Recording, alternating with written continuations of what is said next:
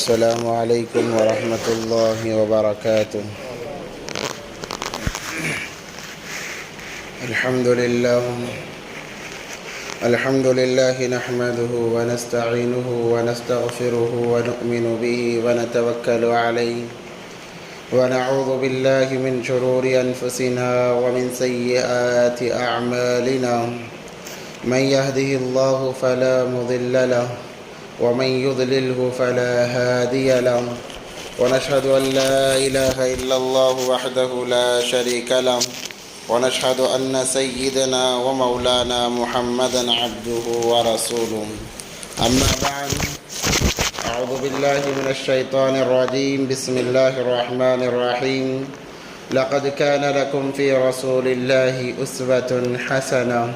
صدق الله العظيم. قال النبي صلى الله عليه وسلم: لا يؤمن أحدكم حتى أكون أحب إليه من والده وولده والناس أجمعين، أو كما قال عليه الصلاة والسلام. اللهم صل على سيدنا مولانا محمد في أول كلامنا، اللهم صل على سيدنا مولانا محمد في أوسط كلامنا، اللهم صل على سيدنا مولانا محمد في آخر كلامنا. اللهم لك الحمد كما أنت أهل، فصل على محمد كما أنت أهل، وافعل منا ما أنت أهل، فإنك أنت أهل التقوى وأهل المغفرة. اللهم صل على محمد كلما ذكره الذاكرون، وصل على محمد كلما غفل عن ذكره الغافلون. رب اشرح لي صدري ويسر لي أمري واحلل عقدة من لساني يفقه قولي. اللهم صل على محمد وآله ألف ألف مرة. اللهم صل على محمد وآله ألف ألف مرة. اللهم صل على محمد وآله ألف ألف مرة. محترم و معزز سامعین کرام، بزرگان دین اور عزیز ساتھیوں، ایک مرتبہ دل کی گہرائیوں کے ساتھ درود پاک پڑھ لیں. اللہم صلی علی سیدنا محمد وعلی آل سیدنا محمد وبارک وسلم. معزز سامعین کرام، جیسا کہ احادیث مبارکہ کے اندر آتا ہے، خود قرآن پاک کے اندر اللہ تبارک و تعالی نے فرمایا: قل ان کنتم تحبون اللہ فاتبعونی یحببکم اللہ. اے نبی جی، آپ اپنے بندوں سے کہہ دیجئے، انہیں آگاہ کر دیجئے کہ اگر تم میری محبت کو پانا چاہتے ہو یا مجھے پانا چاہتے ہو تو سب سے پہلے میرے حبیب کی اطاعت کرنا پڑے گا، میرے نبی پاک صلی اللہ علیہ وسلم کے نقش قدم پر زندگی گزارنا پڑے گا. تبھی جا کر حقیقی معنوں میں میری محبت تمہیں عطا ہوگی، اور حقیقی معنوں میں انسان کامیابیوں کی منزلوں کو طے کرتا چلا جائے گا. جیسے کہ بار بار سنایا گیا اور ہم نے سنا بھی ہے کہ نبی پاک صلی اللہ علیہ وسلم کی زندگی ہمارے لیے مشعل راہ ہے. اللہ کا کروڑوں احسان ہوا کہ اللہ تبارک و تعالیٰ نے اپنے حبیب پاک صلی اللہ علیہ وسلم کو ہماری ہدایت کے لیے بھیجا، رہنمائی کے لیے بھیجا، رہبری کے لیے بھیجا، اور نبی پاک صلی اللہ علیہ وسلم نے زندگی کا ایک ایک لمحہ جی کر بتایا. اسی لیے احادیث مبارکہ کے اندر نبی پاک صلی اللہ علیہ وسلم کی زندگی کا ایک ایک لمحہ محفوظ ہے تاکہ امت کو عمل کرنا آسان ہو جائے، امت اپنی زندگی میں ان طریقوں کو لا سکے، سما سکے اور کامیابی حاصل کر سکے. یہ طریقہ کار نبی پاک صلی اللہ علیہ وسلم کے اسی لیے محفوظ ہیں کہ امت ان کو اپنی زندگیوں میں لائے. اسی لیے کہا جاتا ہے کہ سنتوں کو اپناؤ، سنتوں کا دامن کبھی نہ چھوڑو. جو انسان سنتوں کے دامن کو مضبوطی سے پکڑ لیتا ہے، اللہ تبارک و تعالیٰ مرنے سے پہلے اللہ تبارک و تعالیٰ اس کا ٹھکانہ اسے دکھا دیتے ہیں. یعنی وہ اپنی جنت کو آنکھوں سے دیکھ لیتا ہے موت سے پہلے. جیسے میں نے گزشتہ جمعے بھی کہا جو انسان سنتوں کی پابندی کرتا ہے، ہر کام میں سنتوں کو مقدم رکھتا ہے، اللہ تبارک و تعالی 4 طرح سے اس کا اکرام فرماتے ہیں۔ اکرمہ اللہ تعالی فی 4 خصال۔ سب سے پہلے اس کے اندر یہ بتایا گیا المحبت فی قلوب البررہ، اللہ کے جتنے نیک بندے دنیا میں بس رہے ہیں، 500 اولیاء کرام بیک وقت دنیا میں، 40 ابدال، 4 قطب اور دیگر اللہ کے مقرب بندے دنیا میں ایک ساتھ بستے ہیں، اللہ کی عبادتوں میں منہمک ہیں، تو اللہ تبارک و تعالیٰ ان کے دلوں کے اندر غیر محسوس طریقے سے ہماری محبتوں کو ڈال دیتے۔ وہ جب بھی ہاتھ اٹھاتے ہیں دعا کے لیے، اللہ سے کچھ سوال کرنے کے لیے، مانگنے کے لیے، اللہ تبارک و تعالی ہمارا حصہ بھی ان دعاؤں میں شامل فرما دیتے ہیں۔ المحبت فی قلوب البررہ والحیبت فی قلوب الفجرہ۔ دنیا کے جتنے سرپسند لوگ ہیں، بے دین لوگ ہیں، دنیا دار لوگ ہیں، اللہ کے نافرمان لوگ ہیں، اللہ تبارک و تعالی غیر محسوس طریقے سے ان کے دلوں میں ہماری حیبت کو ڈال دیتے ہیں۔ جب آپ ان کے سامنے سے گزرو گے، ان کے دلوں پر ایک عجیب سی کیفیت طاری ہوگی، خوف والی کیفیت طاری ہوگی۔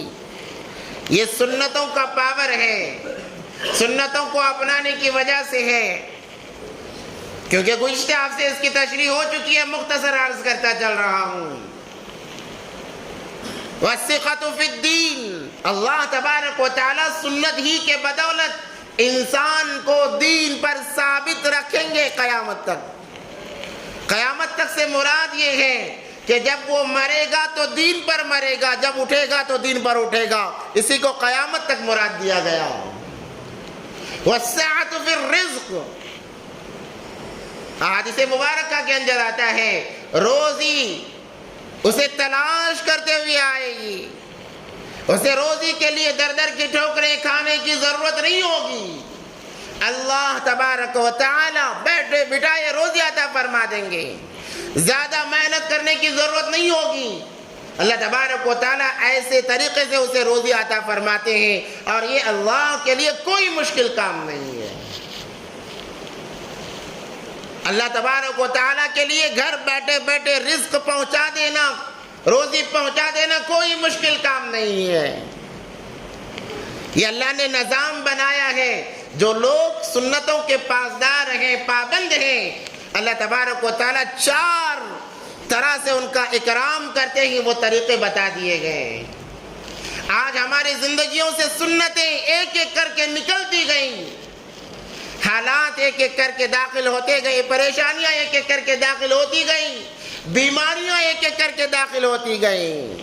آج انسان بیماریوں کا مجسمہ بنا ہوا ہے سنتوں کو چھوڑنے کی وجہ سے۔ اسی لیے کہا گیا کہ ہر طریقے میں دیکھو کہ اس میں سنت کیا ہے، نبی پاک صلی اللہ علیہ وسلم نے اس عمل کو کیسے کیا ہے۔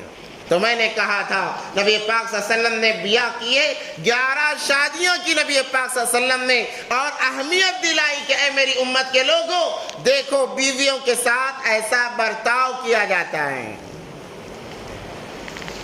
سب سے پہلے تو بیوہ سے نکاح کیا، تعلیم دی کہ ان کو اپنے سے الگ نہ سمجھو، کیونکہ اس وقت میں بیوہ کو منحوس سمجھا جاتا تھا، اگر کسی کا شوہر مر جاتا اس کو منحوس سمجھا جاتا تھا، طلاق تو ہوتے نہیں تھے، اگر ہو جاتے تبھی اس کو منحوس سمجھا جاتا تھا۔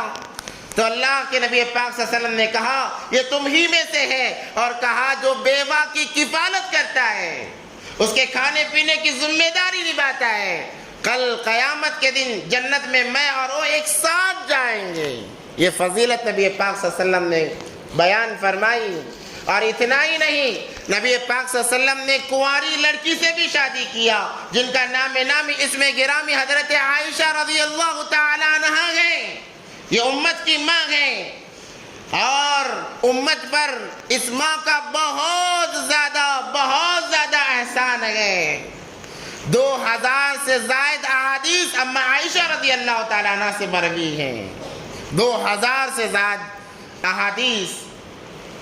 نبی پاک صلی اللہ علیہ وسلم نے کنواری سے بھی شادی کی اور بتایا، نبھا کر بتایا، عمر کا زمین آسمان فاصلہ ہے، یہاں عمر بالکل کم ہے، وہاں عمر سب سے زیادہ ہے، مگر کیسے نبھایا جاتا ہے نبی پاک صلی اللہ علیہ وسلم نے بتایا۔ آج ہمارے رشتوں میں آج جو نکاح ہوتے ہیں، جو شادی بیاہ ہوتا ہے، وہ رشتے دور اور دیر تک اس لیے باقی نہیں رہتے کہ وہاں پر ہم ان کی ابتدا میں ہم سنتوں کو چھوڑ دیتے ہیں، سنتوں کا پاس و لحاظ نہیں رکھتے ہیں، جس کی وجہ سے یہ ہمارے رشتے دیر اور دور تک نہیں جاتے ہیں، بلکہ بیچ میں دراڑ آ جاتی ہے۔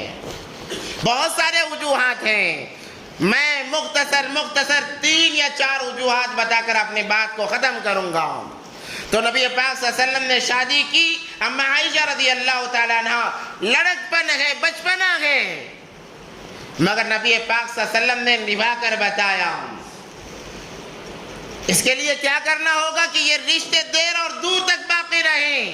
ہمیں ہماری اولاد کو دین سکھانا ہوگا، سنتیں سکھانی ہوگی، حقوق سکھانا ہوگا۔ ماں باپ کے لیے ضروری ہے جب وہ اپنی بیٹی کا نکاح کریں، اس سے پہلے شوہر کے حقوق اسے بتا کر بھیجیں۔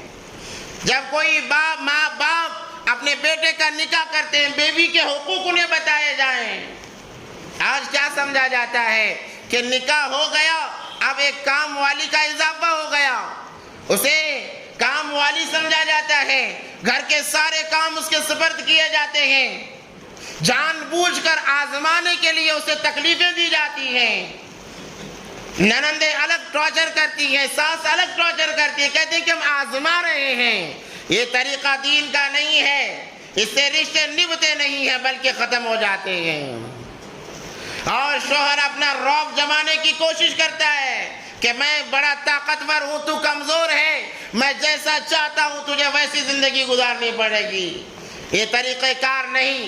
نبی پاک صلی اللہ علیہ وسلم نے بھی اپنی بیٹی کا نکاح کیا، بیٹی کا نکاح کرنے سے پہلے بیٹی کو بلایا، 5 نصیحتیں کی ہیں، وقت نہیں ہے ورنہ وضاحت کر دیتا۔ اس میں سے ایک بات یہ کہی نبی پاک صلی اللہ علیہ وسلم نے کہ بیٹی فاطمہ، تو علی کے گھر جا رہی ہے، یاد رکھنا تیری کسی غلطی کی وجہ سے علی ناراض نہ ہو جائے، اگر وہ ناراض ہو گئے اسی حالت میں تیری موت آئی، میں نبی ہونے کے باوجود تجھے بچا نہیں سکتا ہوں۔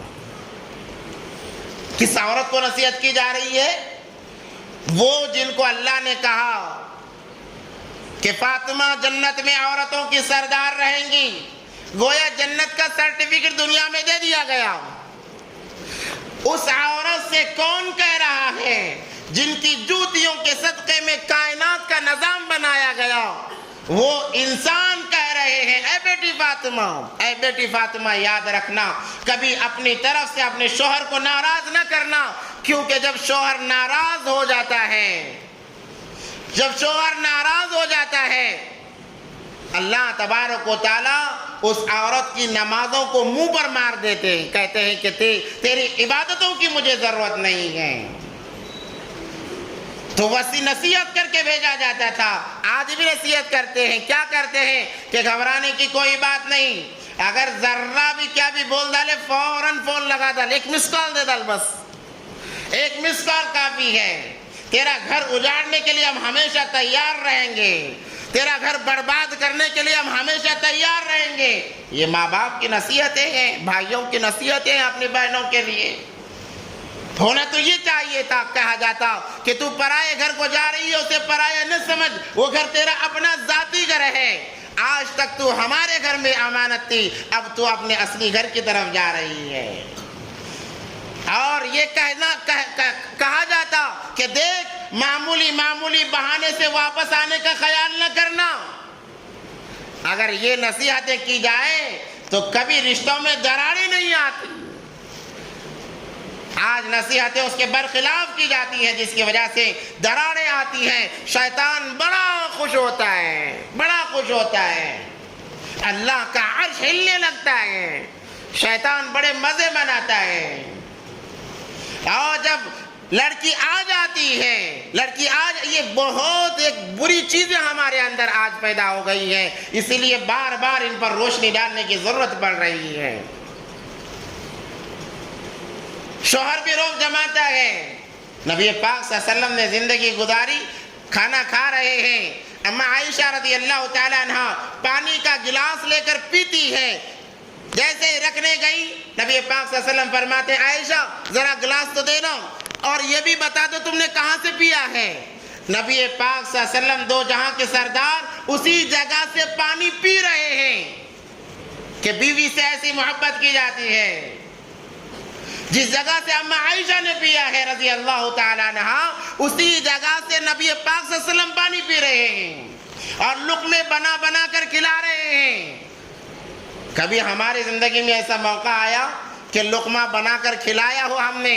اگر بیوی بیچاری محبت کی ماری کھلاتی بھی ہے سب کے سامنے ڈانٹ دیا جاتا ہے۔ یاد رکھیں نبی پاک صلی اللہ علیہ وسلم نے فرمایا خیرکم خیرکم لأہلی وانا خیرکم لأہلی، او کما قال علیہ السلام، تم میں سب سے بہترین انسان وہ ہے جو اپنے گھر والوں کے ساتھ اچھا معاملہ کرنے والا ہو۔ ہم یہ سوچتے ہیں کہ ہم جب جائیں گھر میں بچے ایک طرف ڈر کر بیٹھ جائیں، بیوی گھبرا کر پانی لانے یا چائے لانے تیار ہو جائے، ماں باپ سہم کر بیٹھ جائیں۔ یہ رویہ ایک مومن کا نہیں ہو سکتا، ایک جلاد کا ہو سکتا ہے، جلاد کا ہو سکتا ہے، ایک ایمان والے کا یہ رویہ نہیں ہو سکتا۔ ہونا تو یہ چاہیے بچے انتظار کریں، بیوی انتظار کریں کہ بچے اس بات سے انتظار کریں ابا آئیں گے تو کھیلنے کا موقع ملے گا، بیوی اس لیے انتظار کرے کہ جب شوہر آئے گا تو ذرا کھل کر بات کر سکوں گی۔ یہ طور طریقہ جب ہوگا اختلافات خود بخود ختم ہو جائیں گے۔ اپنی بیویوں کا ہاتھ بٹایا کرو، یہ سنت ہے۔ نبی پاک صلی اللہ علیہ وسلم خود اپنے گھر میں کام کر رہے ہیں، اما عائشہ کا ساتھ دے رہے ہیں، یہ تو نبی کی سنت ہے صلی اللہ علیہ وسلم۔ اور آج ہم نے اس کو راستے لگا دیا، کنارے لگا دیا، کہا اس کی ہمیں ضرورت نہیں ہے، دراریں نہیں آئیں گی تو اور کیا ہوگا، خرافات نہیں آئیں گی تو اور کیا ہوگا۔ ایک مرتبہ چند حبشی لوگ تلوار بازی کر رہے تھے، کھیل کر رہے تھے، نبی پاک صلی اللہ علیہ وسلم کھڑے ہیں، اما عائشہ نے کہا رضی اللہ تعالیٰ عنہ میں بھی دیکھنا چاہتی ہوں۔ نبی پاک صلی اللہ علیہ وسلم نے بلایا اور اپنے پیچھے کھڑا کیا اور ذرا سا جھک گئے، کہا کہ دیکھو اما عائشہ رضی اللہ تعالیٰ عنہ 1 گھنٹے سے زائد وقت تک کھاندے پر سر لگا کر دیکھتی رہی، کھیل کو دیکھتی رہی۔ علماء فرماتے ہیں اپنے گھر والوں کو سیر و تفریح میں سب تفریح کے لیے لے جاؤ، انہیں گھماؤ، انہیں پھراؤ، پردے کا لحاظ کرتے ہوئے۔ یہ طریقے ہیں زندگی گزارنے کے، بہترین زندگی گزارنے کے۔ یہاں تک کہ نبی پاک صلی اللہ علیہ وسلم ایک مرتبہ غزوے سے آ رہے ہیں، صحابہ سے کہا صحابہ تم آگے چلے جاؤ، نبی پاک صلی اللہ علیہ وسلم اور اما عائشہ پیچھے رہیں۔ جب صحابہ آگے چلے گئے نبی پاک صلی اللہ علیہ وسلم نے فرمایا عائشہ چلو دوڑ لگاتے ہیں، دیکھتے ہیں کون تیز دوڑتا ہے۔ نبی پاک صلی اللہ علیہ وسلم دو جہاں کے سردار حبیب اللہ جنہیں کہا گیا وہ دوڑ لگا رہے ہیں اپنی بیوی کے ساتھ میں، یہ بتانے کے لیے اے میرے امتیو زندگی گزارنی ہے تو ایسی گزارو جیسی میں زندگی گزار رہا ہوں۔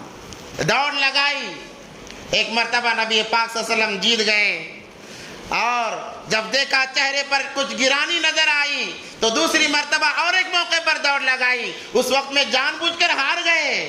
اما عائشہ خوش ہو گئی، کہنے لگی عائشہ معاملہ برابر، اب معاملہ برابر ہو گیا۔ یہ طریقے ہیں زندگی گزارنے کے۔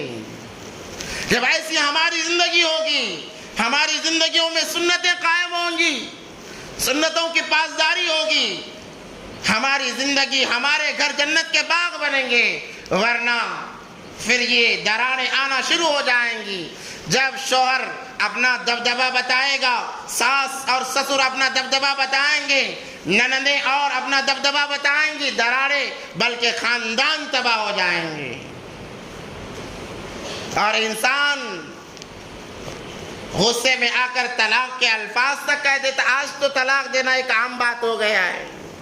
اللہ ہم تمام کی عبادت فرمائے۔ میں نے کہا تھا کہ شیطان ایک عمل سے سب سے زیادہ خوش ہوتا ہے، سب سے زیادہ خوش ہوتا ہے، وہ عمل یہی ہے کہ جب کوئی انسان اپنی بیوی کو طلاق کہتا ہے شیطان اس دن عید مناتا ہے۔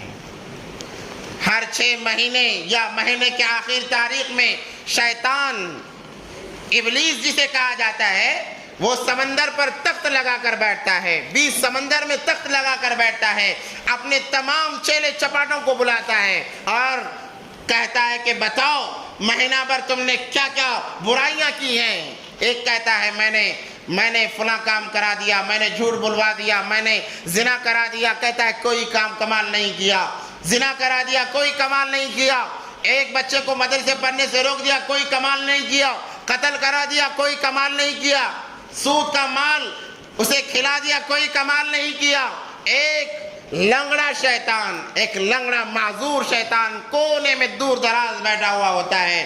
تمام کی جب کارگزاری ہو گئی اس سے پوچھا جاتا ہے ارے تم بھی تو کچھ بتاؤ کہ تم نے کیا کیا ہے۔ وہ کہتا ہے میرے آقا میں تو معذور ہوں اور ان جیسے کام میں کرا نہیں سکا، بس ایک چھوٹا سا کام میں نے کرایا ہے، ایک چھوٹا سا کام میں نے کرایا ہے۔ شیطان کہتا ہے ابلیس بتا وہ کیا کام ہے۔ وہ دبے ہوئے انداز میں، کیونکہ قتل کرا دینا، زنا کرا دینا، شراب پلا دینا، ایک دوسرے کا خون بہا دینا، رشتہ توڑا دینا، یہ بہت بڑے بڑے گناہ ہیں۔ جب وہ معذور شیطان سنتا ہے کہتا ہے کہ میں نے اتنے بڑے تو کام نہیں کیے، گناہ نہیں کیے ہیں، بس معمولی کام کر کے آیا ہوں۔ کہا جاتا ہے کیا کام کیا؟ کہا کہ میں نے ایک میاں بیوی کے اندر دراڑیں پیدا کر کے میں نے طلاق کرا دیا۔ اتنا کہنا ہوتا ہے شیطان اپنے تخت پر سے اڑ جاتا ہے، ابلیس جسے کہتے ہیں، اور اسے بلاتا ہے اور گلے لگاتا ہے، اپنے تخت پر بٹھاتا ہے، کہتا ہے کہ تو یہاں بیٹھنے کے قابل ہے، تو نے جو کام کیا ہے ان تمام کی برائی ایک طرف اور تیرے کام کی برائی ایک طرف، بلکہ تیرا کام ان تمام کاموں سے آنا ہے۔ اور جب کوئی مرد طلاق دیتا ہے ناحق، اللہ کا عرش ہلنے لگتا ہے، اللہ کا عرش ہل جاتا ہے، مگر آج بغیر سوچے سمجھے دھڑام سے طلاق دی جا رہی ہے۔ کہتا ہے طلاق طلاق طلاق، ایک ایسی یہ بات ہے۔ دیکھو نکاح بڑی عبادت ہے۔ من تزوج العبد فقد استکمل نصف الدین، نکاح آدھا دین ہے، نکاح آدھا دین جسے کہا گیا، اور بیوی کے ساتھ محبت سے رہنا عبادت شمار کیا گیا۔ جب ایک مرد گھر میں داخل ہوتا ہے، بیوی کو دیکھ کر مسکراتا ہے، بیوی اسے دیکھ کر مسکراتی ہے، اللہ ان دونوں کو دیکھ کر مسکراتا ہے، کہتا ہے کہ کیا بہترین یہ میاں بیوی ہے، کتنی محبت ان کے اندر ہے۔ اسی لیے تو اسے نصف دین کہا گیا ہے۔ اور جب طلاق کی بات آتی ہے، شوہر بیوی کو طلاق دے دیتا ہے، اللہ کا عرش ہلنے لگتا ہے کہ اس نے بہت برا کیا ہے۔ آج نوجوان بغیر سوچے سمجھے طلاق دے دیتے ہیں۔ اور بعد میں بتا رہا تھا کہ نکاح، اس کے لیے بھی اللہ نے بہت آسانیاں رکھی ہیں۔ 2 گواہوں کے موجودگی میں لڑکے نے اقرار کیا کہ میں نے اسے نکاح کیا، لڑکی نے قبول کر لیا، نکاح ہو گیا۔ اتنا آسان نکاح ہے۔ ویسے ہی اگر کوئی مرد یہ کہہ دے کہ میں نے اپنی بیوی کو 3 طلاق دیا، اسی وقت میں طلاق واقع ہو جاتی ہے، اسی وقت میں طلاق واقع ہو جاتی ہے، وہ عورت اس پر حرام ہو جاتی ہے۔ آج لوگ اسے کھیل بنائے ہوئے ہیں، طلاق دیا جاتا ہے اور بعد میں بیٹھ کر سیٹلمنٹ کیا جاتا ہے۔ یہ کوئی بزنس ہے کہ سیٹلمنٹ کیا جائے؟ یہ شریعت ہے، شریعت یاد رکھیں۔ اور مجھے بڑا افسوس ان لوگوں پر ہوتا ہے جو اس معاملے میں علماء کو چھوڑ کر آگے بڑھتے ہیں اور سیٹلمنٹ کرانے کی کوشش کرتے ہیں۔ یاد رکھیں سیٹلمنٹ کرانے والے بھی گنہگار ہوں گے، کرنے والے بھی گنہگار ہوں گے۔ اللہ نے شریعت کی چند حدیں متعین کی ہیں، ان حدوں کو پھلانگنا، ان کو تجاوز کر دینا گویا کہ اللہ سے جنگ کا اعلان کرنا ہے، اللہ سے جنگ کا اعلان کرنا ہے۔ 2 خرابیاں ہمارے اندر بہت زیادہ پائی جا رہی ہیں۔ سب سے پہلا معاملہ کہ طلاق دینا ہمارے نزدیک کوئی بڑی بات نہیں رہا کہ بے سوچے سمجھے طلاق دیا جا رہا ہے۔ اس لیے طلاق سے اپنے آپ کو بچائے رکھیں۔ جب سنتیں زندگیوں میں آئیں گی، پتہ چلے گا شریعت کیا ہے، دین کیا ہے، انسان طلاق سے اپنے آپ کو بچائے رکھے گا۔ طلاق کے قریب نہیں جائے گا، جب دین ہی نہیں ہوگا، سنتوں سے کوئی واسطہ نہیں ہوگا، طلاق دینا اس کے لیے آسان ہو جائے گا، طلاق دینا اس کے لیے آسان ہو جائے گا، زندگیاں برباد ہو جائیں گی۔ ایک تو یہ معاملہ ہے۔ دوسرا، شادی بیاہی کے متعلق وہ چیز ہے کہ آج کل مسلمانوں میں یہ بات بہت زیادہ پائی جا رہی ہے کہ شادی بیاہ کے لیے سود پر پیسے لیے جا رہے ہیں۔ سود بہت بری چیز ہے، یاد رکھیں۔ اللہ تبارک و تعالیٰ نے دو لوگوں سے جنگ کا اعلان کیا ہے، من عادى لي وليا فقد آذنته بالحرب۔ یہ پہلی حدیث ہے کہ جو اللہ کے ولی کو، اللہ کے دوست کو ستاتا ہے، اس سے مراد علماء حقانی ہیں کہ جو اللہ کے ولی کو ستاتا ہے، اللہ فرماتے ہیں فقد آذنته بالحرب، میں اور میرا رسول اس سے جنگ کرنے کے لیے تیار ہو رہے ہیں۔ اور دوسری مرتبہ، دوسری جگہ، جو انسان سود کا مال کھاتا ہے، سودی کاروبار کرتا ہے، فَإِن لَّمْ تَفْعَلُوا فَأْذَنُوا بِحَرْبٍ مِّنَ اللَّهِ وَرَسُولِهِ۔ قرآن کہتا ہے کہ اللہ فرما رہے ہیں میں اور میرا رسول ان قریب اس سے جنگ کرنے کے لیے آ رہے ہیں۔ نکاح اتنی بڑی عبادت، سود کا مال لے کر نکاح کر رہے ہیں، بڈی سے پیسے لے کر نکاح کر رہے ہیں، عبادتوں کے اندر سے نور ختم ہو جا رہا ہے۔ ایک طلاق کا ریشو سب سے زیادہ اسی وجہ سے بھی ہو رہا ہے کہ ہماری جو نکاح ہو رہے ہیں، شادیاں ہو رہے ہیں، اس میں جو مال خرچ ہو رہا ہے وہ سودی مال ہے، ناجائز مال جسے کہا جائے۔ جس مال کے اندر حرام شامل ہو گیا وہ مال ناجائز بن گیا۔ اب ناجائز مال خرچ کر کے جائز کی امید کیسے لگا سکتے ہیں؟ اس لیے بہت زیادہ ڈرنے کی ضرورت ہے۔ اس لیے خدا را ابھی ہمارے سامنے ایک واقعہ ٹمکور کا آیا کہ سودی کاروبار کے اندر لگ کر 5 لوگوں کی جانیں گئی ہیں۔ جیسے آج کل عورتیں یہ چٹی کی نحوست آ گئی ہے، فلاں سنگے کی نحوست آ گئی ہے، یہ ایسی برائیاں ہیں، خاندان تباہ ہو جا رہے ہیں۔ بیوی نے سنگے میں پیسے لیے، ایک حد تک بھرتی رہی شوہر کو بتائے بغیر، شوہر کو پتا چلا، شوہر نے طلاق دے دیا، جا تیرا میرا کوئی تعلق نہیں۔ یہ ایسی منحوس چیزیں ہیں، ان چیزوں سے بچنے کی بہت زیادہ ضرورت ہے۔ ہم کماتے ہیں، خون پسینہ ایک کر کے کماتے ہیں، پھر اس کمائی کے اندر اس کمائی کو ہم حرام مال کے ذریعے سے برباد کیوں کرتے ہیں؟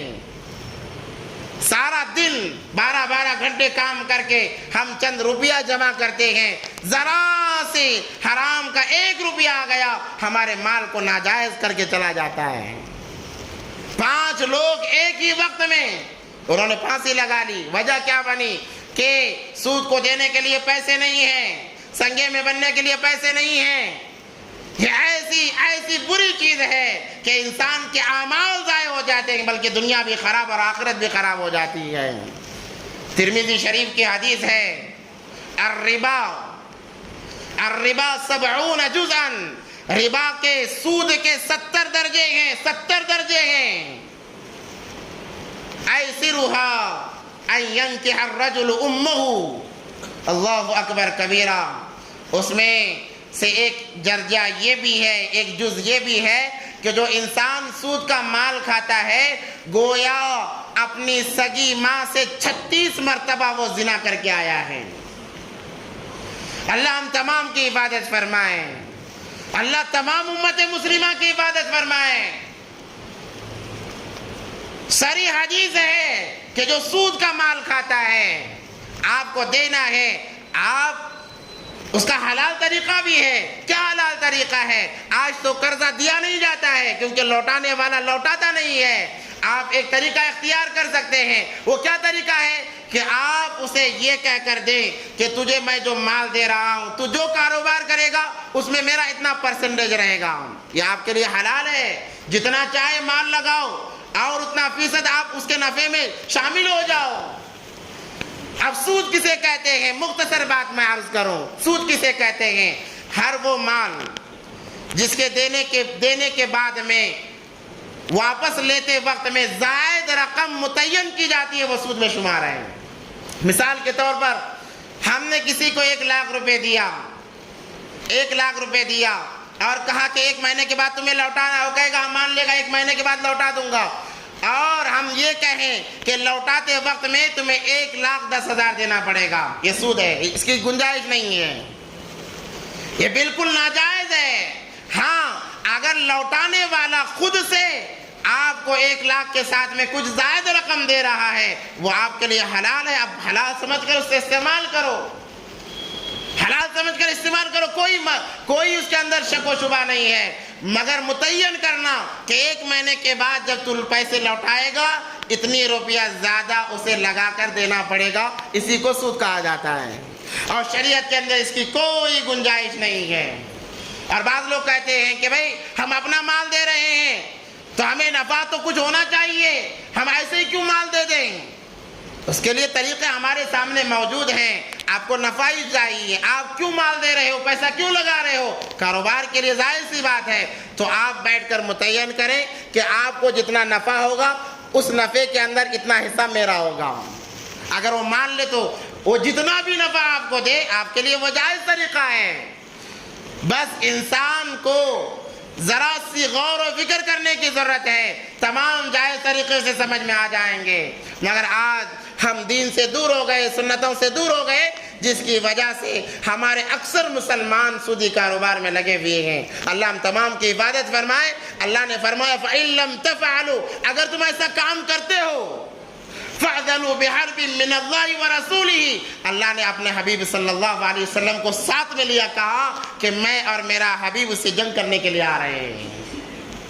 اور وہ ایک معاملہ نہیں ہے، ابھی چند 1-2 ہفتے پہلے کولار کے اندر بھی ویسا ہی معاملہ پیش آیا، ان خرافات سے نکلے، خصوصاً بہنیں، عورتیں اس کے اندر زیادہ ملوث ہیں۔ سنگے کی یہ جو بلا ہے یہ انسان کے اعمال کو تباہ کرنے والی ہے، اس سے اپنے آپ کو بچائے رکھیں، سود کے مال سے اپنے آپ کو بچائے رکھیں، سنتوں پر آئیں، سنتوں پر آئیں، نبی کے طریقے پر آئیں، یہ طریقہ ہمیں سیدھا راستہ بتاتا ہے اور جنت تک پہنچاتا ہے۔ الغت نبی پاک صلی اللہ علیہ وسلم نے نکاح کیا حضرت خدیجہ الکبریٰ رضی اللہ تعالیٰ عنہا سے، اور وہاں سے یہ سلسلہ نبوت کی طرف گامزن ہوتے چلے گئے۔ اب خواب نظر آ رہے ہیں نبی پاک صلی اللہ علیہ وسلم کو، کیا خواب؟ اچھے اچھے خواب نظر آ رہے ہیں کہ جو خواب رات میں دیکھتے ہیں صبح میں وہ صحیح ہو جاتا ہے۔ جب یہ کیفیت زیادہ بڑھ گئی، نبی پاک صلی اللہ علیہ وسلم نے اپنے آپ کو الگ کیا اور غار حرا کا سفر کیا۔ نبی پاک صلی اللہ علیہ وسلم توشہ لیتے اور غار حرا کی طرف سفر کر کے چلے جاتے۔ یہ تمام باتیں جو آپ حضرات کے سامنے آئیں وہ ضمناً آئی ہیں، چونکہ ہمارا اصل موضوع سیرت رسول پاک صلی اللہ علیہ وسلم ہے، کہ ہمارے پاس جتنا وقت ہے اس وقت کے اندر ہمارے سامنے سیرت کے پہلو آ جائیں تاکہ عمل کرنا ہمارے لیے آسان ہو جائے۔ اس کے ضمن میں اتنے 2 ہفتے لگ گئے اس بات کو سمجھاتے۔ الغرض غار حرا کے اندر نبی پاک صلی اللہ علیہ وسلم جاتے اور عبادت کرتے۔ کس کی عبادت کرتے؟ جیسے حضرت ابراہیم علیہ السلام عبادت کیا کرتے ویسے عبادت کرتے ہیں، اور رات میں جو خواب دیکھا جاتا صبح کو وہ صحیح ہو جاتا۔ آ کر اما خدیجہ الکبریٰ رضی اللہ تعالیٰ عنہ سے اس کا تذکرہ کیا جاتا۔ حضرت خدیجہ رضی اللہ تعالیٰ عنہ دلاسا دیا کرتی کہ آپ گھبرائیں نہیں، آپ تو لوگوں کے ساتھ بھلائی کا کام کرنے والے ہیں۔ ایک اچھی بیوی کی مثال یہ ہے کہ وہ جب اس کا شوہر گھر آئے تھکا ماندہ یا پریشان حال، بیوی آگے بڑھ کر ان کی ہمت افزائی کرے، آپ فکر نہ کریں، جب ہوگا کھا لیں گے، جب نہیں ہوگا ہم روزہ رکھ لیں گے، آپ فکر نہ کریں۔ یہ ایک اچھی بیوی کی علامتیں ہیں، مگر افسوس کہ آج کی بیویاں بھی ایسی ہیں، کہتی ہیں کہ اگر یہ نہ دو گے تو میں خود چلی جاؤں گی۔ اللہ تمام کی حفاظت فرمائے۔ ایک وقت آیا اللہ نے فیصلہ کیا نبوت عطا فرمانے کا، نبوت دینے کا فیصلہ کیا۔ اللہ تبارک و تعالیٰ نے نبوت سے سرفراز کرنے کا فیصلہ کیا۔ اللہ تبارک و تعالیٰ نے تو ایک فرشتے کو بھیجا جن کا نامی حضرت جبرائیل علیہ السلام ہے۔ حضرت جبرائیل علیہ السلام کو بھیجا گیا۔ جبرائیل علیہ السلام آئے، نبی پاک صلی اللہ علیہ وسلم کو غار حرا کے اندر سلام کیا۔ جیسے ہی نبی پاک صلی اللہ علیہ وسلم نے انہیں دیکھا ہے ایک ہیبت طاری ہو گئی، کیونکہ آج سے پہلے فرشتوں کو دیکھنے کا موقع نہیں ملا تھا، فرشتوں سے بات چیت کرنے کا موقع نہیں آیا تھا۔ جبرائیل علیہ السلام جیسے ہی آئے سب سے پہلے انہوں نے کہا اقرا۔ سب سے پہلا جو لفظ تھا وہ یہی تھا کہ اقرا، نبی پاک صلی اللہ علیہ وسلم نے فرمایا ما انا بقاری، میں پڑھا ہوا نہیں ہوں، میں کیسے پڑھوں؟ تو کتابوں میں لکھا ہوا ہے جبرائیل امین آگے بڑھے، نبی پاک صلی اللہ علیہ وسلم کو سینے سے لگا کر دبوچا، فرماتے ہیں کہ مجھے تکلیف محسوس ہونے لگی، تکلیف محسوس ہونے لگی۔ اس سے علماء ایک بات نکالتے ہیں، نکتہ نکالتے ہیں کہ علم سیکھنے کے دوران جب تک تکلیف نہیں برداشت کرتا کوئی طالب علم نصیب نہیں ہوتا۔ علم تبھی ملے گا جب آپ تکالیف کا سامنا کرو گے۔ تکالیف کے بغیر کوئی علم حاصل نہیں ہوتا، چاہے دنیاوی علوم ہو چاہے آخرت کا علم ہو، دینی علم ہو۔ مگر آج معاملہ ایسا ہے، اگر کسی کے بچے کو ذرا سا ڈرا دیا جائے، ایک مار دیا جائے، بڑا ہنگامہ کھڑا کر دیا جاتا ہے کہ ہمارے بچے کو مار دیا۔ وہی اسکولوں میں نہیں چلے گا، اسکولوں میں مار دیا جائے، کہتے ہیں کہ خود ماں باپ کہتے ہیں نہ پڑھے مارو، کیوں؟ اپنا مال وہاں لگ رہا ہے، پیسے جا رہے ہیں، مہینہ ہوتے ہی فون آتے ہیں کہ فیس بننا ہے۔ مدارس کا ویسا معاملہ نہیں ہے، چاہو تو دے دو ورنہ چھوڑ دو، اس لیے کوئی اہمیت نہیں ہوتی۔ الغرض دوبارہ حضرت جبرائیل امین نے فرمایا اقرا، نبی پاک صلی اللہ علیہ وسلم نے فرمایا ما انا بقاری، میں پڑھا ہوا نہیں ہوں، کیسے پڑھوں؟ دوبارہ قریب گئے، سینے سے لگا کر دبوچا اور نبی پاک صلی اللہ علیہ وسلم کو تکلیف محسوس ہوئی۔ پھر تیسری مرتبہ کہا اقرا، نبی پاک صلی اللہ علیہ وسلم نے فرمایا ما انا بقاری، میں پڑھا ہوا نہیں ہوں۔ تیسری مرتبہ بھی حضرت جبرائیل علیہ السلام نے یہ کام کیا، اس کے بعد فرمایا اقرا بسم ربک الذی خلق خلق الانسان من علق اقرا وربک الاکرم الذی علم بالقلم علم الانسان ما لم یعلم۔ 5 آیتیں نازل فرمائی اللہ تبارک و تعالیٰ نے، پہلی دفعہ 5 آیتیں نازل فرمائی، اور اس کے اندر امت کے لیے بہترین سبق اللہ تبارک و تعالیٰ نے دیا ہے۔ اتنا بہترین سبق دیا کہ انسان اس ایک سبق کو یاد کر لے، وہ دنیا میں بھی کامیاب رہے گا، آخرت کے اندر بھی کامیاب رہے گا۔ اللہ نے ان 5 آیتوں کے ذریعے سے کیا تعلیم دی انسانیت کو، نبی پاک صلی اللہ علیہ وسلم نے کیا تعلیم دی امت کو، انشاءاللہ موقع ملا اگلے جمعہ بیان کیا جائے گا۔ اللہ سے دعا ہے کہ اللہ ہم تمام کو ان باتوں پر عمل کی توفیق عطا فرمائے۔ وآخر دعوانا الحمدللہ رب العالمین۔